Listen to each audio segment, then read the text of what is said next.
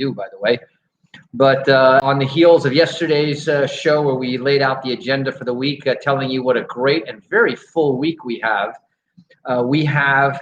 the return of the foreclosure man today. We've got the midweek report with a whole bunch of stimulus updates. The politicians are busy chattering, and we're going to try to distill and let you know what is actually coming through in terms of the next stimulus. You know, what's very interesting is that for the first time today, they were casting a doubt on whether there will be a next stimulus or whether the next stimulus is a short. I feel strongly that there will be one, but nevertheless, it is interesting when you start hearing some politicians talking about if a stimulus comes out. We'll have lots more about that tomorrow on Wednesday. We also are going to be talking about credit tips. Big topic right now in the wake of all the forbearances and the moratoriums on the foreclosures and the moratoriums on the evictions. But by the way, and I'll talk a little bit about that as well, there's a line forming to while the eviction notices are not able to get in front of the judge right now, but when the judge comes back in, there's going to be a big stack of eviction notices ready to be processed. So we'll talk about that on Wednesday. Then Thursday, the return of our entrepreneurial show, the ATM edition of the Real Estate Show, about the money. And we're going to talk more about the automatic landlord debt shredder, something that's just, I think, sweeping across those of you who have taken the time and gotten our free analysis. And we'll talk to you a little bit about how you can get a free analysis and show you how to pay off your debt. And I have been seeing as much as 40 and 50% savings of interest. Imagine cutting your interest rate 50% in half and save 50% of the interest, not into the bank's pocket, but into yours. And that's going to be our Thursday show. And of course, Friday, we got the weekly wrap up and deal of the week this week. So hello to all of our friends out there on Facebook Live, Wiley Wynn there, Eliana, my Eliana from Brazil, Marianne out there in Tampa, and from Tennessee, we got Wiley Wynn there. So anyway, without further ado, I want to bring back and introduce to any of you who may not have been on our last two Tuesdays, the foreclosure man, very knowledgeable, very insightful, and somebody who really thinks out of the box, which is important, especially this time around. And we're going to talk a little bit more about what's going on in the marketplace, the whole COVID thing, how this affects foreclosures, and all the things that you need to know. If you are on our Facebook Live feed right now and you want to send us any questions, that's the place to go to send us any questions so that I can see those while I have this conversation with the foreclosure man. So first of all, without further ado, foreclosure man, are you there?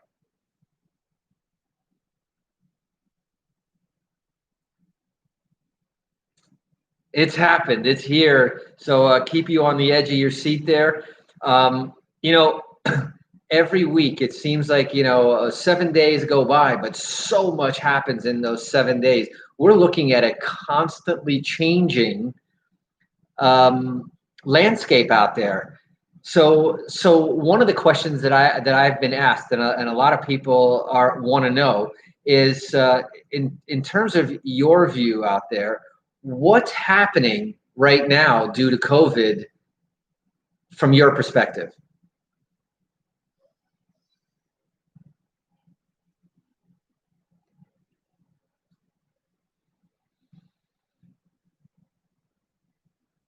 Mm-hmm.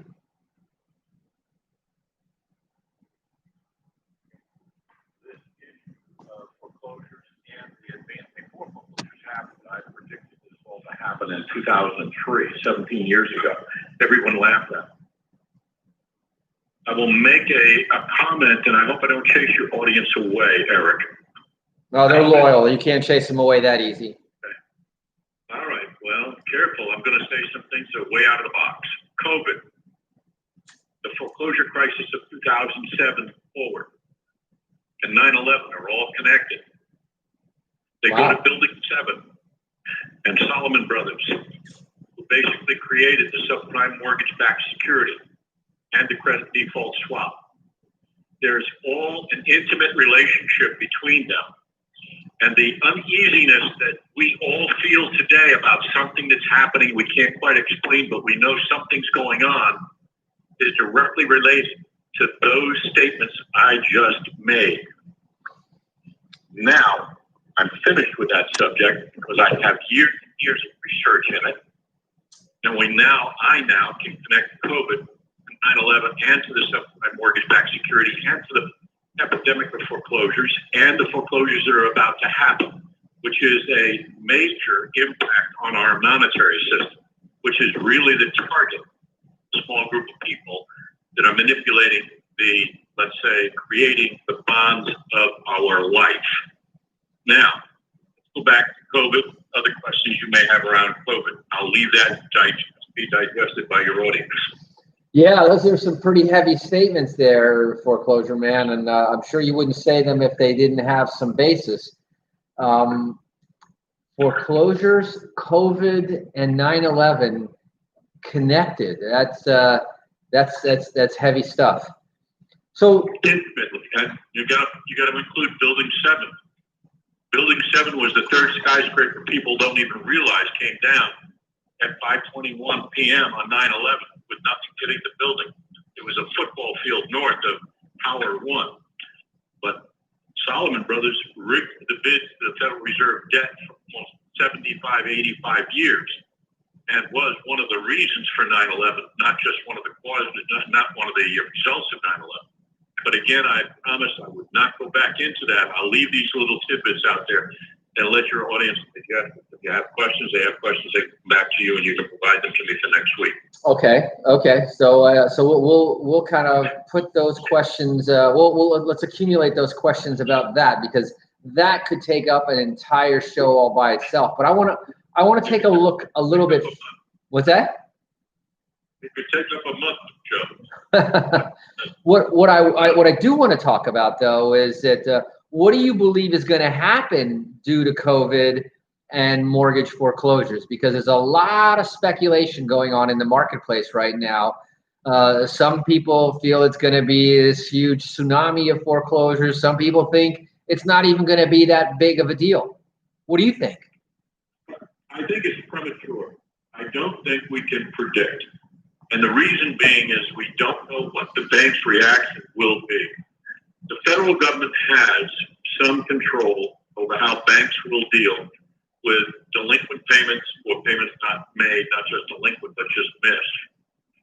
And if they're put into arrearages and allow the mortgagee, I think that's the person, mortgagee is the person that pays the note, and allows the mortgagee to just suspend payments for 2, 3, 7, 8 months, whatever time it allows, and then pick them up at the end of the note. I don't know if that will happen. If that does happen, then I think most of America will be given a good break. If that is not allowed to happen, banks demand to be paid because money is, I want to say, it's immutable because there's a number on the bill, there's a number on the promissory note, and it's got to be paid. Once you distort equity, there is a ripple effect down the line. Sometimes the ripple goes away, sometimes the ripple grows, becomes something like a whirlpool. So it depends on a number of elements that are yet to be discussed or yet to be announced. And for me to tell you that I think COVID's going to result in a foreclosure crisis, I think is premature. I think we'll probably know by the end of August, maybe as late as October. But I will say this, anybody who is feeling that their bank has given them relief had better be careful. If you have any ability at all to save that payment and accumulate it, aggregate it, do it. Because this thing may end ugly. You may wind up September or October saying, okay, your forbearance is eliminated, but we want those 7 payments that we gave you relief from. And if you don't make those 7 payments, we're going to begin the process of foreclosure, which will take place over the next 90 to 120 days. So these are rules that have yet to be determined.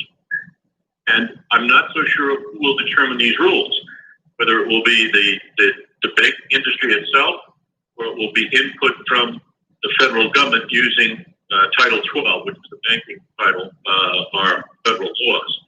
So I think it's a good discussion, an extremely good discussion, but it's premature to be able to tell you what will happen. Yeah, well, I think that maybe you share my philosophy is that my goal is not necessarily to predict what's going to happen, but to prepare for what's going to happen. So when we sort of extrapolate, well, if this happens, for example, like you're saying, if the government continues to support a moratorium on foreclosures, then we'll sort of kick the can down the road. Now, there's two dangers that are happening. In fact, one of them is already happening in this process. In fact, there's a number of things that are happening. But the bottom line is that we're not trying to predict so much, but as to prepare for if they do extend the moratorium, then this is where I want to be as a real estate owner and a real estate investor.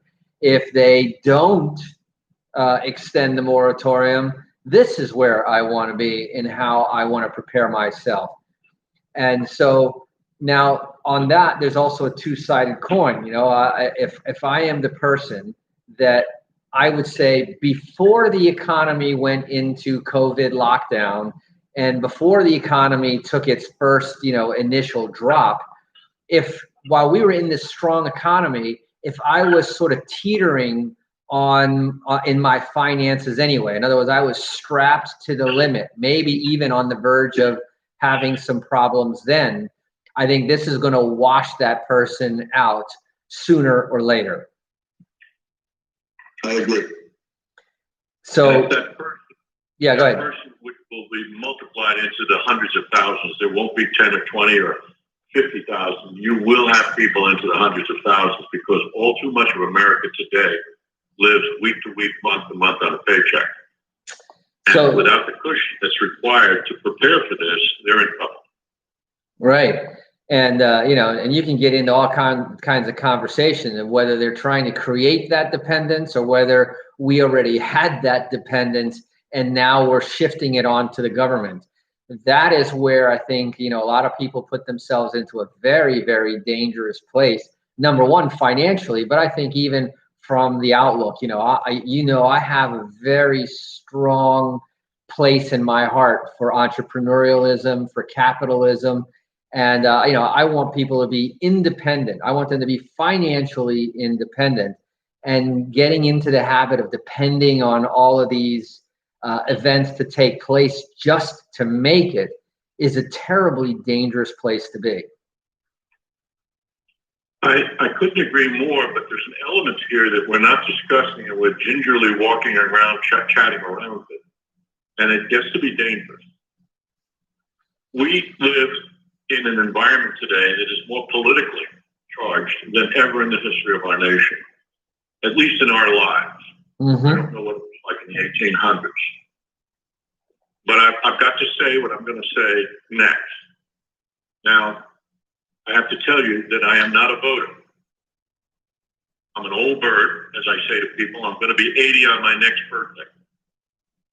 I stopped voting in 2003 when I found out that the United States Federal Reserve was a privately owned corporation. It's not allowed to be. It's a violation of our Constitution. Mm-hmm. So I found at that point in time the Republicans and the Democrats were equally guilty of allowing that to happen and allowing it to perpetuate into our current day. I stopped voting. I said, the hell with it. But I've since 2003, and especially in this past 2 or 3 years, I've come to another conclusion. And the research that I am doing tells me something that is very provocative. The Democrat Party appears to have been taken over by the Communist Party back in the late 1920s and early 30s. It sounds like a political statement. It's not. There are so many good Americans today that are Democrats, really good people, but they have no idea what the leadership of the party that they follow did to them back almost 100 years ago. And incrementally over those years, the weapon that's been used against our nation has been twofold. It's been liberalism and it's been debt. And we have increasingly grown into a debt situation where we have to borrow money through the Federal Reserve just to pay the interest on our current debt.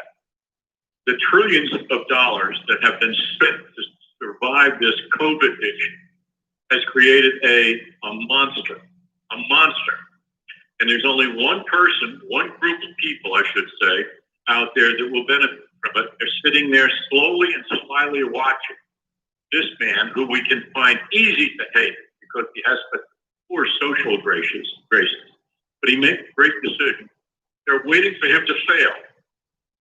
All of that comes to bear COVID being related to the mortgage crisis that's yet to come, that may or may not. And I will tell you one thing. If a Democrat is elected, or the Democrat Party takes control of our Congress, this country is doomed, as I see it at my 80-year age. I'm not quite 80. I will be 80 on my next birthday. But they are and have been goals towards this end for a long time. And I'm not talking about the Democrats. The Democrats are great people. They came from great times in our history, great solutions to problems of our country. But the leadership of the Democrat Party has been taken over fully by a communist party from 1928 to 1940, 1938, and forward. A select group of people who runs the Democrats. They create division, they create friction, they create debt, and they create constituents. They're not looking to solve the problems, they're looking to create constituents. That's the antithesis of what our country was made to be. So when you ask this story about COVID and foreclosure crisis and people losing their homes, my brain goes immediately to the debt of our nation and what it will catapult us into over this next 2 to 3 years. If this man, who we all find a little objectionable, is not reelected, we are in desperate condition as a nation. And I'm telling you, desperate is an understatement. So I'm going to leave that back to you, Kirk, because I went again off. I apologize. Well, interesting thoughts, and as a lot of our listeners want to know more about, what's the background here. But I want to take a quick break here. A few words from our sponsors. When we come back, I want to bring this back into now. What can we do about it? First and foremost, remember, everyone needs to get down and get out to the elections, and they need to vote. We need to make sure that vote takes place in person, not by mail. But that's a whole other subject too. So you're listening to The Real Estate Show. My name is Eric Warner. Don't touch that dial. We got a lot more great stuff for you when we come back right after these words.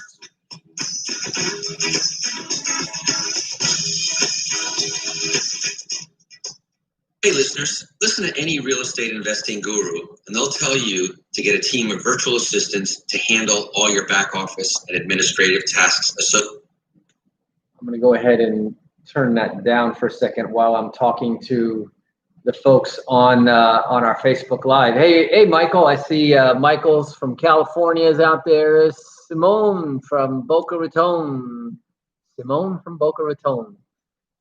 And Ronan from LA, I should say from Beverly Hills. We got Marianne, very interesting, and I think more important is that we're going to see a lot of this discussion probably post-elections. But we will see what that happens. Love the likes, love all of the hearts there on our Facebook Live. If you have questions, by the way, feel free to post them up there. I'm reading those as we go along. And so if you have any questions for the foreclosure man, post them up there right now. I've got a couple that I just wrote down for myself. And what I want everyone to get out of today is, we're going to come to a fork in the road. Right now, a lot of the unemployment, the additional unemployment, that expires in 2 weeks. The moratoriums expire in anywhere between 6 and 8 weeks. And depending on whether those things get extended, I see a lot of debate over whether to extend the $600 additional unemployment. Many people have actually had a hard time.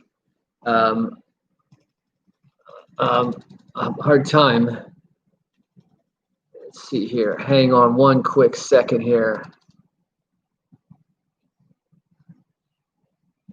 Did you get disconnected? Because I am coming back on right now.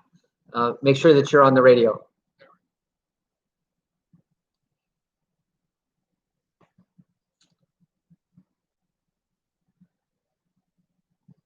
And welcome back. For those of you just joining us, you are listening to The Real Estate Show, South Florida's #1 program about real estate, America's longest running show about real estate, and I think probably now the only show about real estate that will go as in deep and as dark as we are talking about the connection between the foreclosure crash of 2008, 9/11, COVID, all being, in a way connected.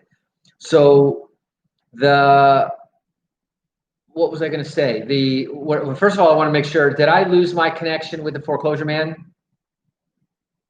I don't think so. I'm still listening to you. Can you hear me? Okay, no, I hear you. I saw you trying to call in on the line just as we were coming back. Nope. So I want to take, what was a very strong conversation in the first half. And those of you who might have joined us later, you want to listen to this show again. But I want to take that now and I want to pull it into what we can do about it. Because I think one of the things that must frustrate you as much as it frustrates me is feeling that, I make a relatively small mark on the big picture, on the economy. All I can do is I can help my community. I can help those people that are looking for guidance, who are looking for some help in the real estate mortgage market and so forth. One of the things that you really bring interesting to the table, and in addition to what I think is very keen insight, is this concept of foreclosure management. Because should this progress into a more serious situation, and it will, there's a concept that you introduced. I never heard of it before. You've heard about a lot of attorneys there doing foreclosure defense, but you said that the real thing to do is to do something called foreclosure management. Yes. Essentially, what we do, because we believe we understand more about the process of foreclosure and the notes, the defects in the notes and the defects in the process. We will, in fact, hire, pay for, and defend your home in a foreclosure crisis under certain circumstances. You'll have to interview with us personally. It's the first time this has ever been done. You will not spend any money for a lawyer for defense. We will do it, and then we earn our keep, if you will, at the end in a different process. It's a little more complex than what I'm outlining here, and you will have to go through a personal interview. Over on the East Coast, we have an office in Boca. On the West Coast, we have an office in Sarasota. But we've been doing that for over 10 years, very successfully.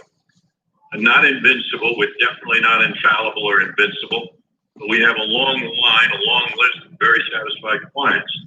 And it was an idea that I had back in 2000, I guess it was 11 or 12, that foreclosures needed to be managed. Lawyers were guilty of cut and paste, really mistreating their clients. The clients have no knowledge of what a lawyer does. And I stepped in and I said, let's take this by the reins. Let's take this and provide a service to the public that's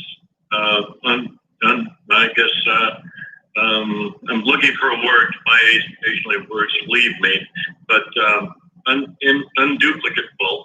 And nobody else does what we do throughout the country, much less in the state of Florida. So when you do call us, you do get together with us, we will give you a solution to your problems, unlike anything an attorney will, and we'll never ask you for a penny because we're not attorneys. We have a whole different method of dealing with attorneys. So that's why with the music coming in, for those of you who are interested in learning more, talking directly to Foreclosure Man, call him at 561-758-4110. That's 561-758-4110. And you can speak directly with him, schedule a person-to-person interview with him to ask whatever your situation is. The best time to find out these things is before the worst happens. So if you know somebody that's in that situation, give them that number again, or go to his website at asktheforeclosureman.com. Anyway, I'm going to have to wrap this up right here. Thanks again for joining us. We'll be having the Foreclosure Man back again next Tuesday, and we're going to pick up some of the loose ends that we still left open here. So that's it for today's show. This is Eric Woolner signing off for the Real Estate Show. Until tomorrow, drive safe, wash those hands, and God bless America.